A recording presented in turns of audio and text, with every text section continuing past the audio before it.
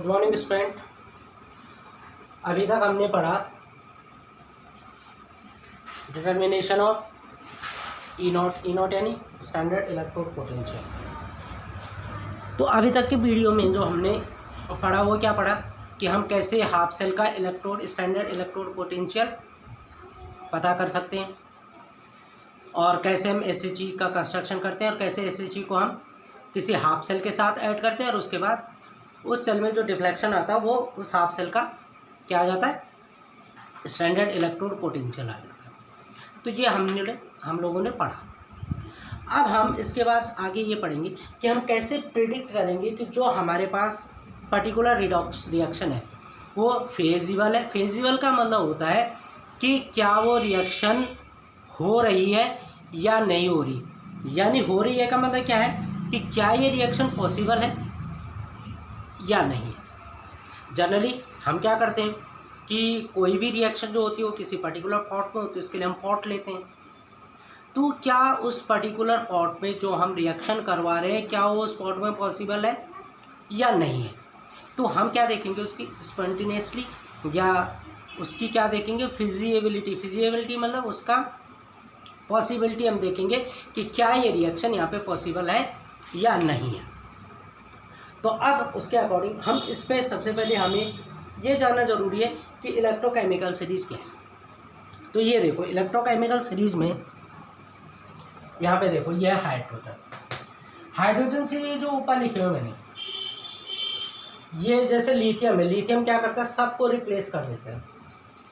Potassium lithium को replace नहीं करता, बाकी सबको रिप्लेस कर देता है। सोडियम या कैल्शियम इनको रिप्लेस नहीं करता, बाकी सबको रिप्लेस कर देता है। यानी इसका मतलब क्या है कि अगर कोई पर्टिकुलर हमारे पास रिडॉक्स रिएक्शन है तो उस रिडॉक्स रिएक्शन में अगर सपोज पोटेशियम है तो पोटेशियम क्या करेगा, अपना आयन डोनेट कर देगा, यानी ये क्या हो जाएगा इजीली ऑक्सीडाइज या इसका ऑक्सीडेशन हो जाएगा। क्या हो जाएगा, इसका ऑक्सीडेशन हो जाएगा। तो जैसे जैसे नीचे यानी कि अगर हम सपोज यहाँ पे ये मान के चलते कि सोडियम हमारे पास एक सोडियम मेटल है और एक पोटेशियम, हमारे पास दो वैसल है, एक में हमारे पास सोडियम का कोई सॉल्ट है और एक में पोटेशियम का हमारे पास सॉल्ट है। हमने उनको क्या किया, एक सॉल्ट ब्रिज के थ्रू ऐड कर दिया और उसके बाद उसमें इलेक्ट्रिसिटी पास कर दिया, उसको कंडक्ट कर दिया। हमने देखा कि इसमें कितना डिफ्लेक्शन हो रहा है। तो यहाँ पे क्या होगा, जो रिडॉक्स रिएक्शन होगी वो क्या होगी, पोटेशियम क्या करेगा, अपने आयन डोनेट करेगा, यानी पोटेशियम क्या करेगा, सोडियम को रिप्लेस कर देगा। इस इलेक्ट्रोकेमिकल सीरीज का मीन से तो जो टॉप पे है वो नीचे वालों को क्या कर देते, रिप्लेस कर देते, यानी ये डिस्प्लेसमेंट रिएक्शन भी है। तो इस तरीके से हम देखते हैं कि हाइड्रोजन से जो ऊपर है वो हाइड्रोजन से नीचे वालों को क्या कर देते, रिप्लेस कर देते हैं। या ऐसे ही सोडियम है, मैग्नीशियम है, एल्युमिनियम है, यानी मैग्नीशियम एल्युमिनियम जिंक इनको सबको करेगा। जिंक ये देखो आयरन टिन लेड इनको रिप्लेस कर देगा, या जिंक कॉपर एजी इन सबको रिप्लेस कर देगा, या एथीन सबको ये रिप्लेस करेगा। तो हमें ये देखना है कि अगर कोई रिडॉक्स रिएक्शन है तो वो रिडॉक्स रिएक्शन कितने फेजिबल है, यानी वो जो रिएक्शन है उसकी पॉसिबिलिटीज़ क्या है, या वो पॉसिबल है भी या नहीं है। तो इसको हम कैसे समझेंगे, सबसे पहले तो हम इसकी डेफिनेशन देख सकते हैं फिजिबिलिटी की। तो फिजिबिलिटी की डेफिनेशन क्या होती है कि वो रिडॉक्स रिएक्शन किस कंडीशन में फिजिबल हो सकती है, वो रिडॉक्स रिएक्शन उस कंडीशन में फिजिबल हो सकती है जब कि जो अपना इलेक्ट्रॉन रिलीज कर रहा, जैसे इसको चलो हम इसको एग्जांपल के थ्रू समझते हैं। जैसे सपोज हमारे पास एक सेल है और सेल है हमारे पास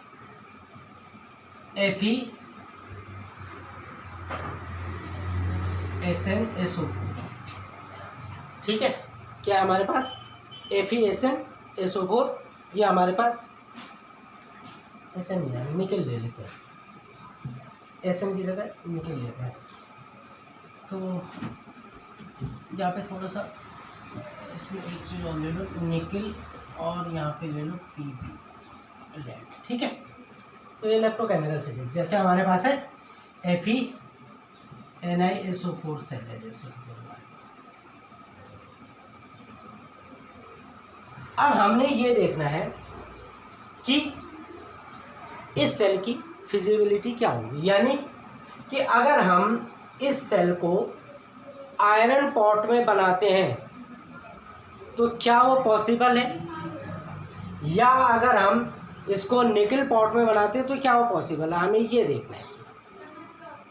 तो अब जनरल अगर हम रिएक्शन देखें तो रिएक्शन क्या है, देखो जो आयरन है वो निकल से ऊपर है, तो आयरन का क्या होगा, ऑक्सीडेशन। यानी ये जो रिएक्शन आएगी आपकी, ये रिएक्शन आपकी क्या आएगी, ये रिएक्शन आ जाएगी आपकी, पहले एक जनरल रिएक्शन लिख लेते हैं, Fe plus Ni2 plus two gives Fe2 plus plus Ni। देखो इससे हमें पता चल रहा है कि Fe का क्या हो रहा है, ऑक्सीडेशन, और निकल का क्या हो रहा है, रिडक्शन हो रहा है। इससे हमें साफ पता चला। अगर हम इलेक्ट्रोकेमिकल सीरीज में भी देखें तो Fe ऊपर है, निकल नीचे, तो Fe का क्या होगा, ऑक्सीडेशन, और निकल का क्या होगा, रिडक्शन होगा। ये हमें इससे पता है। अगर हम इलेक्ट्रोकेमिकल सीरीज में अगर आयरन और निकल की वैल्यू देखें तो आयरन और निकल की वैल्यू क्या होती है, देखो यहाँ पे जो आयरन की वैल्यू है E0 सेल, ठीक है, या E0 सेल किसका ले रहे हैं, Fe का, या हम इसे ऐसे लिख सकते हैं E0 Fe2 plus oblique Fe, ये होता है आपका -0.44 वोल्ट। देखो माइनस ऑक्सीडेशन। और अगर हम निकल का देखें E0 Ni2 plus oblique Ni, ये भी नेगेटिव वैल्यू होती है -0.25 वोल्ट। यहाँ पे हम ये देखते हैं जो जितना ज़्यादा नेगेटिव होगा, जिसकी वैल्यू जितनी ज़्यादा नेगेटिव होगी उसका ऑक्सीडेशन होगा, यानी जो जितना नेगेटिव होगा, मोर नेगेटिव, उसका ऑक्सीडेशन होगा, जो लेस नेगेटिव होगा उसका रिडक्शन होगा। तो मोर नेगेटिव कौन है यहाँ पे, आयरन, यहाँ पे लेस नेगेटिव क्या है, निकल। तो ऑक्सीडेशन किसका हो रहा, आयरन का, रिडक्शन किसका हो रहा, निकल का, ठीक है। अब अगर हम रिएक्शन देखें, अब इस रिएक्शन में क्या हो रहा कि Fe क्या कर रहा है, NiSO4 सॉल्यूशन में निकल को रिप्लेस कर रहा है। यानी ये जो रिएक्शन हो रही है वो क्या हो रही है, Fe plus NiSO4 two gives क्या दे रहा है, FeSO4 प्लस Ni, रिप्लेस क्या हो रहा है यहाँ पे, निकल, रिप्लेस क्या हो रहा है, निकल। यानी Fe किस फॉर्म में आ रहा है, देखो मेटल से किस फॉर्म में आ रहा, आयन फॉर्म में। Fe किस फॉर्म में था यहाँ पे, मेटल फॉर्म में, किस फॉर्म में आ गया यहाँ पे, आयन फॉर्म में। यानी इसने क्या किया, निकल को रिप्लेस किया। और निकल किस फॉर्म में था, SO4। देखो अगर हम SO4 को हटाएंगे तो Ni2 प्लस, सल्फेट की वैलेंसी 2 प्लस होती, तो Ni किस फॉर्म में आ गया आपका, Ni2 प्लस टू गिव्स, ये क्या किया उसने, इलेक्ट्रॉन लिए, और किस फॉर्म में आ गए, Ni, निकल मेटल फॉर्म में। यहाँ पे इसने 2 इलेक्ट्रॉन रिलीज कर दिए। इसका क्या हो गया, ऑक्सीडेशन, और इसका क्या हुआ, रिडक्शन, ठीक है। इसका क्या, एक का ऑक्सीडेशन हुआ और एक का रिडक्शन हुआ। इसका मतलब क्या हुआ कि जो Fe है इस पर्टिकुलर सॉल्यूशन में, Fe अपने इलेक्ट्रॉन को इजीली क्या कर रहा, लूज कर रहा। तो इसका मतलब ये हुआ कि जब Fe इलेक्ट्रॉन को इजीली लूज कर रहा है, तो अगर हम इस सॉल्यूशन को, किस सॉल्यूशन को, NaSO4, यानी जैसे ये सपोज हमारे पास आयरन पॉट है, ये जो पॉट है किसका बना हुआ, आयरन का, Fe। और अगर हम इसमें क्या कर रहे हैं, ये भर दिया हमने NiSO4 सॉल्यूशन। तो अगर Fe में है, Fe पॉट में अगर हम निकल सल्फेट सॉल्यूशन भरेंगे तो क्या होगा, यहाँ पे Fe क्या करेगा, निकल को रिप्लेस करेगा। यानी कि अगर NiSO4 सॉल्यूशन, अगर हम निकल सल्फेट सॉल्यूशन अगर आयरन पॉट में डालते हैं तो आयरन पॉट पे क्या हो जाएगी, करोड़, यानी इस पर क्या हो जाएगी, रस्टिंग हो जाएगी, आयरन पॉट को खा जाएगा निकल। तो यहाँ पे हम इसको कैरी नहीं कर सकते, कुछ टाइम बाद ये क्या कर देगा, इसको पूरा का पूरा करोड़ कर जाएगा। क्यों, क्योंकि आयरन क्या कर रहा है, निकल सल्फेट सॉल्यूशन में क्या दे रहा, निकल को रिप्लेस कर रहा, फेरस सल्फेट बना रहा। क्यों, अब देखो इसका रीजन देख लो। एक तो इलेक्ट्रोकेमिकल सीरीज में Fe क्या है, निकल से ऊपर है, और दूसरा क्या है कि जो Fe का E0 यानी स्टैंडर्ड इलेक्ट्रोड पोटेंशियल है वो क्या है, निकल से ज़्यादा है, यानी हाईली नेगेटिव है। हाईली नेगेटिव है तो क्या करेगा, ऑक्सीडेशन करेगा, निकल को हटाएगा। तो इसका मतलब क्या हुआ, इसका मतलब ये हुआ कि हम आयरन पॉट में निकल सल्फेट सॉल्यूशन को स्टोर नहीं कर सकते, यानी ये फिजिएबल नहीं है, पॉसिबल नहीं है, इट इज़ नॉट फिजिएबल। और सेम अगर हम इसका उल्टा कर दें, अगर हम सेम इसका उल्टा कर दें तो वो क्या हो जाएगी, फिजिएबल हो जाएगी। यानी कि हम इजीली क्या कर सकते हैं, अगर हम FeSO4 का सॉल्यूशन ले लें, जैसे ये निकल पॉट हो गया, Ni पॉट, और यहाँ हमने क्या ले लिया, FeSO4 सॉल्यूशन ले लिया, तो क्या है ये रिएक्शन देखो, जो FeSO4 सॉल्यूशन है, अब निकल क्या है, Fe को रिप्लेस नहीं कर सकता, क्यों, इलेक्ट्रोकेमिकल सीरीज में नीचे, और दूसरा इसका क्या है, E0 यानी स्टैंडर्ड इलेक्ट्रॉन पोटेंशियल आयरन से कम है, तो इसको रिप्लेस नहीं कर सकता। इसका मतलब क्या हुआ कि फॉरवर्ड डायरेक्शन में तो रिएक्शन हो रही है, यानी अगर हम इस रिएक्शन को, अगर ये देखिए, ये फॉरवर्ड डायरेक्शन हो गया आपका, जो कि आपका फॉरवर्ड डायरेक्शन, तो फॉरवर्ड डायरेक्शन में रिएक्शन हो रही है। लेकिन अगर हम बैकवर्ड डायरेक्शन देखें तो बैकवर्ड डायरेक्शन में क्या है, रिएक्शन नहीं हो रही है, रिएक्शन क्या कर रही है, यहाँ पे कैरी कर रही है, और यहाँ पे कोई रिएक्शन नहीं हो रही। तो इसका मतलब क्या है कि अगर हमने आयरन पॉट में निकल सल्फेट सॉल्यूशन लिया तो निकल सल्फेट सॉल्यूशन आयरन को करोड कर जाएगा, खा जाएगा उसे, यानी उसको स्पॉइल कर देगा। ठीक है, क्यों स्पॉइल करेगा, क्योंकि आयरन क्या करेगा, निकल सल्फेट सॉल्यूशन से निकल को रिप्लेस करेगा, निकल को रिप्लेस करेगा तो धीरे धीरे आयरन ख़त्म होता जाएगा।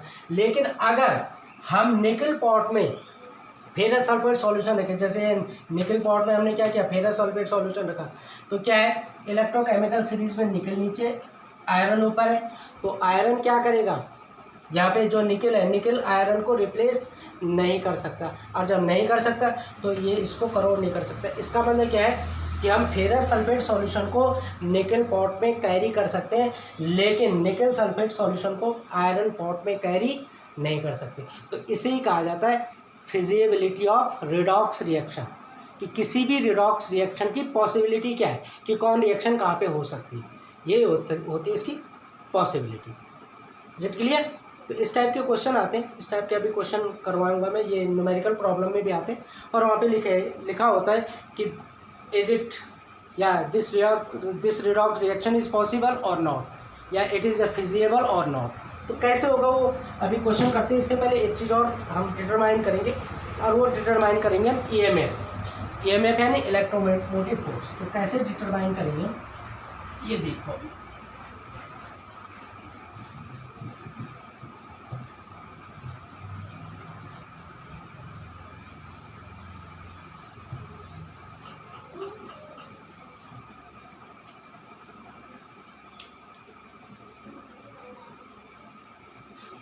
क्या करेंगे हम,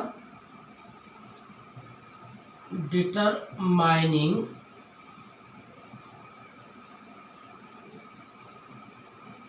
EMF ऑफ सेल। EMF हो गया आपका इलेक्ट्रोमोटिव फोर्स, EMF हो गया आपका इलेक्ट्रोमोटिव फोर्स। अब सबसे पहले ये EMF होता क्या है, इलेक्ट्रोमोटिव फोर्स है क्या। हम लोगों ने देखो जब सेल रिएक्शन करवाई थी, या दो हाफ सेल को हमने क्या किया था, अटैच किया था, या दो हाफ सेल जब हमने एक दूसरे के साथ क्या किए थे,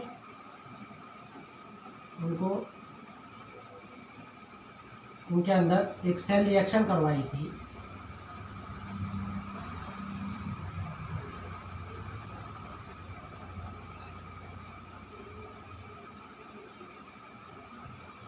ठीक है। ये दो हाफ सेल है, दो हाफ सेल को हमने कनेक्ट कर दिया था वायर से। ये क्या है, इलेक्ट्रोड, जैसे हमने सपोज इसे जिंक इलेक्ट्रोड मान लिया, Zn इलेक्ट्रोड।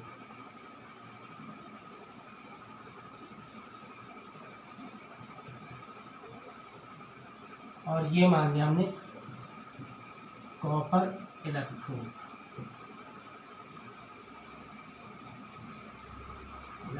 ठीक है। अब ईएमएफ होता क्या है?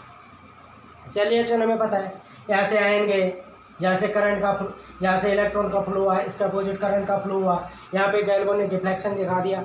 सेल में हमें पता चलेगा कि जब ये रिएक्शन हुई, जब आयन का ट्रांसफर हुआ तो कितनी इलेक्ट्रिसिटी इसमें पास हुई या कितनी इलेक्ट्रिसिटी इसमें प्रोड्यूस हुई, ये हमने लोगों ने पढ़ लिया।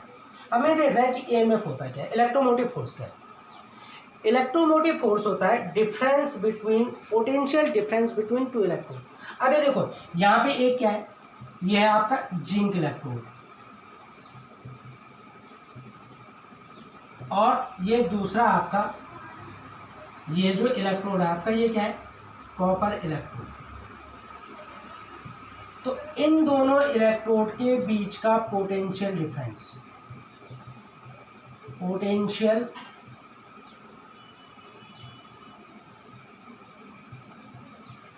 डिफरेंस बिटवीन टू इलेक्ट्रोड, किन्हीं भी दो इलेक्ट्रॉन, जैसे जिंक इलेक्ट्रोड है, ये कॉपर इलेक्ट्रोड है, इन दोनों इलेक्ट्रोड के बीच का पोटेंशियल डिफरेंस, इन दोनों के बीच का जो पोटेंशियल डिफरेंस होता है उसे कहा जाता है between two electrode called EMF of cell. क्या कहा जाता है इसे? EMF of cell. तो ईएमएफ ऑफ सेल क्या होता है? इसको हम स्टैंडर्ड ईएमएफ भी लिख सकते हैं, या खाली हम इसको ईएमएफ भी लिख सकते हैं। EMF of cell equal to होता है आपका, सेम वही फॉर्मूला आता है आपका, E naught cathode minus E naught anode, और हम इसे ये भी लिख सकते हैं, E M F equal to E naught reduction minus E naught oxidation.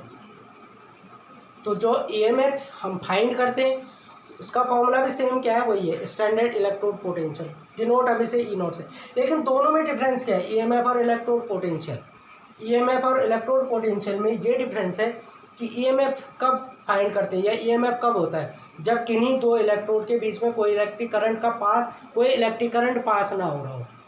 जब कोई इलेक्ट्रिक करंट पास ना हो तब उनके बीच का पोटेंशियल डिफरेंस ईएमएफ होता है, और जब किन्हीं दो इलेक्ट्रोड के बीच में इलेक्ट्रिक करंट पास हो रहा हो उस टाइम उनके बीच जो पोटेंशियल डिफरेंस होता है वो क्या होता है, इलेक्ट्रोड पोटेंशियल होता है। ये दोनों में बेसिक डिफरेंस है। एक को पोटेंशियोमीटर से डिनोट किया जाता है, एक को एमीटर से डिनोट, ईएमएफ को एमीटर से, एक पोटेंशियोमीटर से इसको डिनोट किया जाता है। तो फॉर्मूला हम एज इट इज़ रखेंगे, ईएमएफ, या इसको स्टैंडर्ड ईएमएफ भी कहते हैं, ईएमएफ या स्टैंडर्ड ईएमएफ। तो EMF of cell equal to E cathode minus E naught, same ही स्टैंडर्ड इलेक्ट्रोड पोटेंशियल का भी फॉर्मूला सेम ही है। तो फॉर्मूले में कोई चेंज नहीं है, ठीक है। तो अब हम इससे रिलेटेड कुछ एक दो क्वेश्चन करेंगे और फिर उसके बाद हम देखेंगे कि कैसे इनको हम करेंगे। तो जैसे मैं एक क्वेश्चन ले लेता हूँ जिसमें हमें फिजिबिलिटी भी पता करनी हो, तो इस टाइप का एक क्वेश्चन ले लेता हूँ मैं।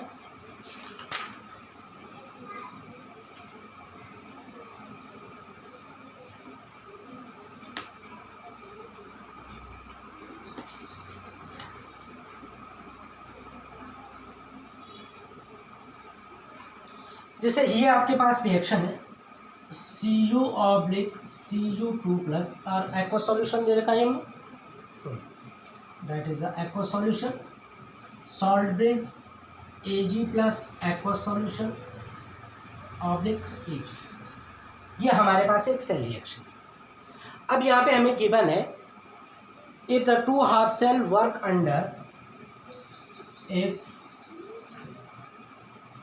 To half cell work under standard condition. अब स्टैंडर्ड कंडीशन क्या होती है, स्टैंडर्ड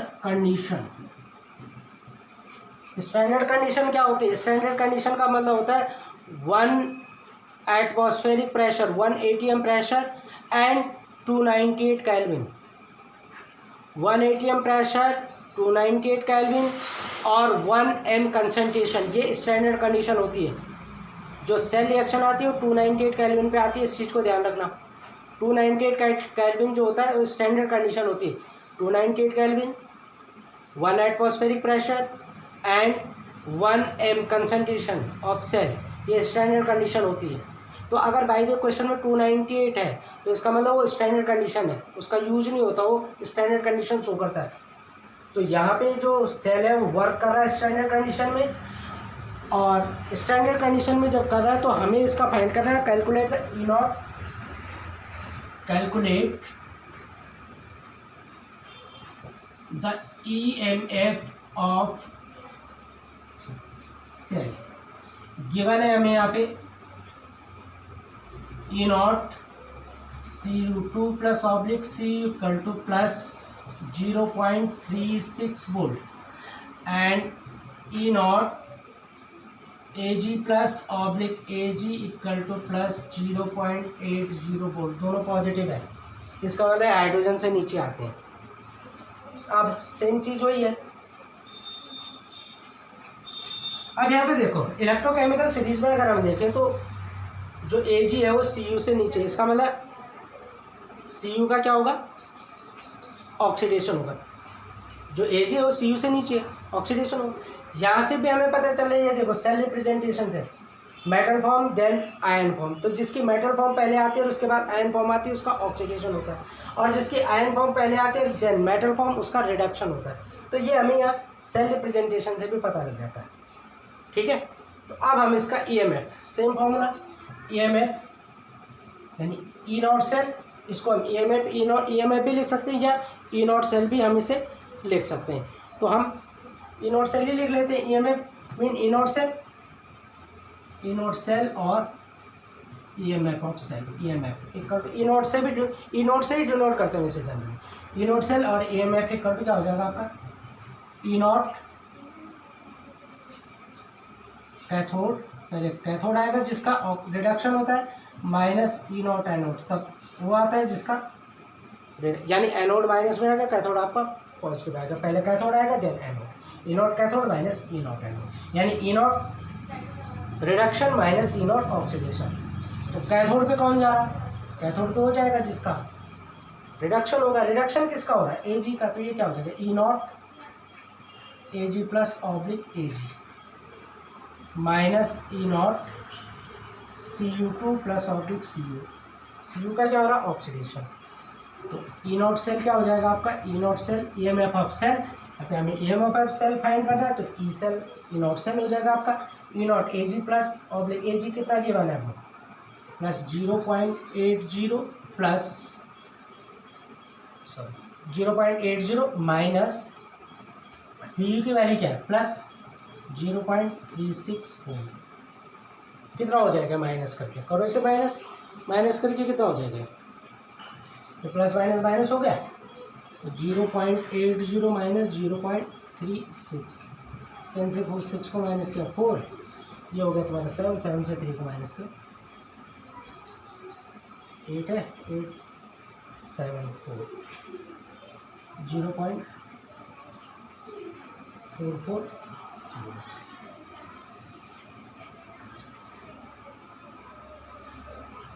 ठीक है।